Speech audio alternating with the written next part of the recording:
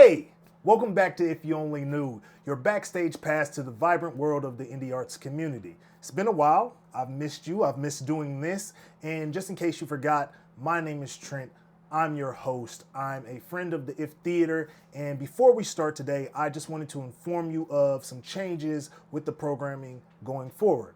Whereas we appreciated the old model, we agreed that we like to try some new things, and part of that was really honing into what our artist community is discussing with their needs and their wants, and how we can be more collaborative in supporting each other all together. So for those of you familiar with the old format, we will be keeping some of the old elements like learning a seemingly random fact, but instead of it not having anything to do with the show at all, we'll tie that into our transition with the guests today.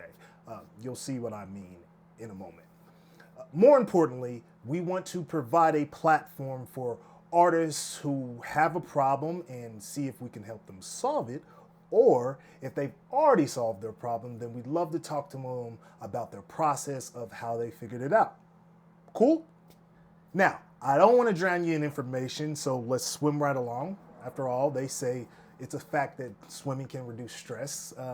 But there may be times where it can actually add stress, at least in a good way. That's definitely the case for our friends over at American Lives Theater, who decided to go headfirst into building a swimming pool for their show Red Speedo by Hnath. It's making a splash over at Phoenix Theater, and the director, Chris Saunders, who's also the founder of American Lives Theater, we got a chance to plunge into a conversation with him that added some depth to his experience, so let's dive in. My name is Chris Saunders. I'm happy to be here. I'm the founding artistic director of American Lives Theater. We're in our 5th season, and this show is in tech, and we just did strike for a show on Sunday. So given all that, I'm doing pretty good. Things are going well. I feel very happy, and it's an exciting time. Yeah. So American Lives has been around since 2020? Yeah, our first show was in January 2020. American Lives is known for doing timely pieces that are a discussion of our social fabric. What was your catalyst to kind of start that type of company and go after that type of content? Well, it was the material that I was attracted to the most. As an actor, as a play goer, as a director and as a writer, I love all kinds of theater. Truly, I do. But the stuff that resonated with me the most was the stuff that was, most relevant to my life and times, and made me think when I left the theater and beyond. It's funny that you say that, because that's part of the reason I love theater, love acting, love being in the art space. Is like sometimes you just see pieces that hit you, and then when you walk out and you're still thinking about it like 20 minutes later, even the next day or what have you. It offers a lot of replay value, I think. And I don't think we do that enough sometimes in the theater space. So kudos to you, sir, for doing that. Thank you. How did you get started as far as just acting and then eventually starting a theater company? Well, I grew up not too far from here. I grew up like on kind of the rural east side, and I just was a kid that liked being in plays, and there wasn't that much opportunity when I was a kid, and so I really just looked for myself, and then in college I really upped the ante and like started majoring in theater, and then eventually moved to New York and other places. But as I did that, I tried to just swallow and absorb as much theater as I could in any facet, as an audience member, as doing tech for a show, whatever it was, and I did keep returning to this this kind of theater. It's not just realism; it's a lot of realism, but just theater that really hits you in the gut type stuff. Yeah, and it's funny that you say that, because I feel like I've had a similar situation where nobody in my family does theater. Nobody's an actor. Nobody wanted to do that. I know a few of us, like it's been a lineage type thing for them. It's not the case. My family was more so sports oriented, and I just kind of fell into a love for theater. So I'm interested because it was something that was just ingrained in you. It's like, oh, I'm attracted to being on stage or being a storyteller, or was it Was it somebody that you saw that was an inspiration for you that was like, oh, I think I It can was do this? eventually that, but I honestly think I just wanted attention. I really did. I think it's like a lot of us. I think a lot of people see acting and be like, oh, I can get attention or I can be famous or whatever. Yeah, sure. And then I think once you go through the ebbs and flows of it, it's kind of like, oh, this is kind of a lot of different things. And if you want to keep staying in this business, you almost reinvent yourself over and over. Yeah, you learn it's much bigger than you. Yeah. And it's and that's actually a much more interesting thing to do than elevate yourself in whatever way your insecurities were telling you to. How do you go about building a swimming pool? I've never seen that before. So one, that's cool. I've never seen that before. Okay, so I read the play. Andrew Kramer, our literary director, brought it to me. I had not read it before. And I really loved it for all the reasons that I really love any show that we produce. I felt like it was, it gets you in, it's exciting, it has some twists and turns, and it really makes you think about this country and its attitude towards winning and success and what it means to be poor and then have money. And it has many elements that I think really resonate today, aside from the fact that we just had the Olympics and we just hosted the trials, and the play takes place on the trials of the Olympics. So all that is really exciting. But when I read the play, there is an option for you to do the play without a pool. But it's less fun, and I always, I think a lot of us in town, we've talked about it, like operate from the whole, if something scares you, do it, And this is a different kind of scare though, because a lot of that is like an emotional scare. Like, I don't know if I want to go here, but like, this is actually like, I don't know if I'm going to flood the theater scare.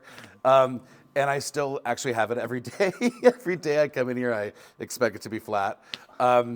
So a lot of, to answer your initial question at the very top of this, how do you have an Olympic-sized pool? Well, the first is imagination on the behalf of the audience, because it is obviously not an Olympic-sized pool. But assuming that the audience can go there with us, there were very few venues that I think could have literally supported a pool.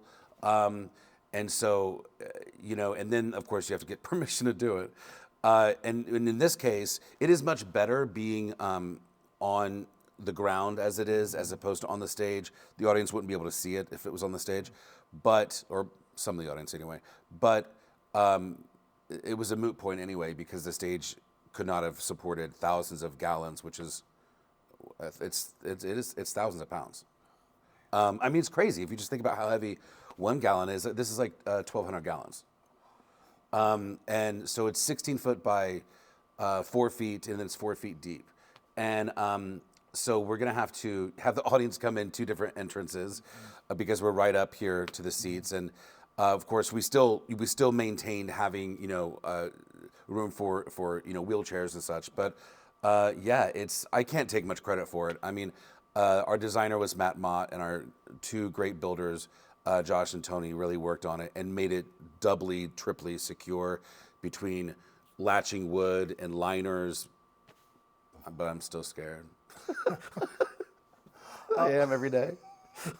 Is there something, a theme or something that you could take from the play, whether it be with the brother's dynamic or the main character's dynamic with his girlfriend, or something that you see interacting in your own life, or something that you could possibly relate to? Something that you would like the audience to get out of it? Yeah, and I'm gonna fumble over it because I haven't articulated this yet. But for me, in my life, I really, really idolize the idea of drive and success.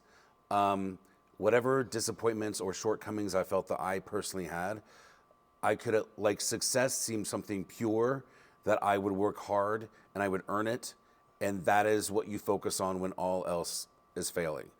And I still am like that, but it's not quite so clean cut, because if you achieve success, then it comes with certain costs. And especially in a case like this, which is like an Olympic athlete and someone who comes from, a blue collar background, and his family is very invested in every way. it's not just you. It's not just this pure dream that you have anymore. And I think that happens a lot outside of an Olympic swimming pool, you know, and the corruption that just slowly, very, very subversively begins to happen when you're pursuing what seems to be like the purest of dreams. And so it's just a sort of a call to self-awareness, you know, whether it's Ray, the swimmer, or his brother or his coach. It's, you know, everyone in this thing, like who gets sort of swept away with it all.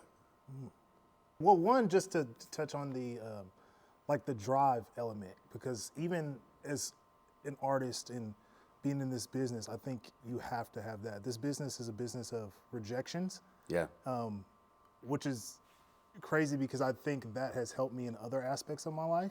Agreed. Becoming more comfortable with rejection, but also the will to just keep chipping away at getting something, whether it be a role or just filling up the house, whatever it is. That's right. Yeah. So exactly. Yeah. I don't know. I mean, I speak about America, but I'm not like super worldly, you know, so it's not like I have this great measurement of other countries and everything. But it does seem to me that America is very preoccupied with the idea of starting from here and getting here, you know, starting from the bottom, you know, and that's a great story. But it's not quite that simple, right? It's never that simple. I don't think. It is inspiring, and part of the reason now, in addition to being an actor artist, being behind the camera, is you have the power to kind of tell these type of stories. You can create a story. Once this gets edited, I love that. It will be a certain story that will be pulled out of it, and it kind of is the word mythologizes, mytholize it. I don't know that word. Right, I know what you mean. That Yes, word. yes. It kind of does that for people. I mean, I think that's what drives sports. It definitely drives narratives. Right. With you know, if we go to see any movie or a theater. So yeah, I think that's important. I also like this show because I love to, like when we curate a season, we do think in terms of, you know, what are the themes and how do they relate to the mission, of course. And we try to think in terms of drama, comedy. I know we tip a lot towards drama a lot of the time, but this play, in some ways, is the most accessible play that we've ever done. It is a very smart, deep play. So people who are coming to it wanting, like, you know, that thought-provoking experience will have it. But it's also just super fun. And it just like comes in strong, goes out strong. You know, it's like 85 minutes uninterrupted. It's juicy. It has like little secrets, you know, layered in. So I'm just really excited. And obviously, yeah, I mean, in addition to the pool itself, I worked with Matt because I envisioned this set being literally very physically tall. I wanted it almost on an operatic scale as much as we could do here in the Russell, because I feel like Ray's character is small in this huge dream and ambition. And I wanted him to be somewhat dwarfed by his surroundings. So it's been really fun to realize that, and it's a very different experience. I mean, the play that we just did took place in a basement. So I love theater, and I love being able to play in those different spaces and create them. See, I like that you said that because I don't think people talk about the visual elements that kind of add to a show or movie enough. Yeah. Since you did talk about wanting to make him feel small in this element, how can you also help to emphasize how he deals with that and deals with other characters around him as far as what you're doing on stage and things of that nature? I thank you for that question because so this was a real synergy of designers and me. And of course the play itself, because it's called Red Speedo, right? And so Kristen Boyd, our costume designer, you know, was very sparing with red because Cody, the actor who's playing Ray, is going to be in a red Speedo. So he does stand out, and he begins the play just isolated, just him, you know, and then the space, because we are using a curtain, the space literally opens up to reveal the world. and his brother / manager and his coach are there on the set. And then, it's a lot of, once you reveal this world of it, it's really just, the characters talking. It's just actors on a stage. And so it's a matter of how do we live in this world, and how do we treat Ray in this world? And a lot of times there's a lot of working around him. He is objectified some way in the way in which we literally move towards him. We as in the actors, not me. But we did explore, all the facets of, pace and spacing and the architecture and everything to create this person who is at the center of it and yet has sort of lost his personhood. And so that's a fun thing to play with as actors and directors. Which is more important, story or action? And then the second part of the question would be, when you are picking the type of scripts that American Lives will do, how do you know this is for us, this may not be for us? So I do think that story is more important. However, this is an important however. I think a play is not successful if it explains too much of itself. Whether that's in whether it's in giving you too much narrative in sort of lazy ways, like I remember when Dad told me, or whether it's just characters sort of explaining how they feel or lecturing to. I hate plays at lecture. I want to take away what this play is about by human behavior. And so, yes, the story is very important, but it's the story as told by human behavior that we all in the audience recognize as being truthful, as that we see ourselves in it because it's familiar and it's real and it's true. And so those are the plays that I seek out and that we seek out as a team at ALT. And I don't ever want to talk down to the audience. I don't want to be afraid of politics, but I don't want to politicize. I think that's boring. If we're just like an echo chamber, or if we're just lecturing you about don't be homophobic, cool. I want something that speaks to the human condition, the human experience, and the American experience, all at the same time, and all in an urgent, truthful way through human behavior. It does feel like you're capturing human behavior. That's always so much more interesting. It's it's fascinating. I often say to people, if I wasn't an actor, I probably would have went into psychology because I say the same thing. We're so flawed all the time, and it's so interesting. Yeah. I'm with you 100%. Yeah, no, people are just. I just am so interested why people make certain decisions or why they do what they do, and it's always. Anyway. So, Red Speedo opens, we start performances this Thursday, so just a couple days, and we have an official opening on Friday, runs through February 16th, and it's selling, so I'm excited. Yeah, I've already bought a ticket, so. Oh, thank you. Yeah. I've already bought one. I'm ready. I'm locked in. I think it's going to be great. Thank you for joining us today. Thank you, Chris. I appreciate your time. Thank you very, very much. This has been awesome.